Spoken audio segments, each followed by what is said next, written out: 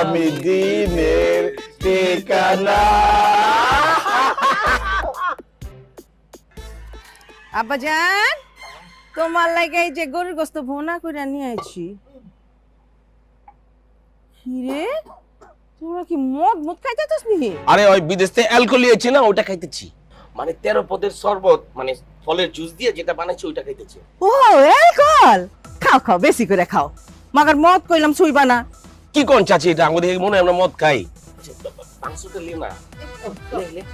চাচি খাইবেন একটু? আর ফলের জুস তো খাইলে ঘুম ভালো হইব। ঠিক আছে চাচি। গরুর কালা মোরা নিয়েছি আমার ভাই, খা ভালো লাগবো খা। জিনিসটা কিন্তু করা গোস্ত লেগে ভালো যাবে।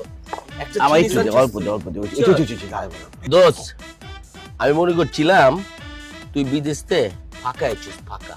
ওই যে লাকিসটা নিয়েছিস না, ওটার ভিতরে কিছুই নাই। তুই যে জিনিসটা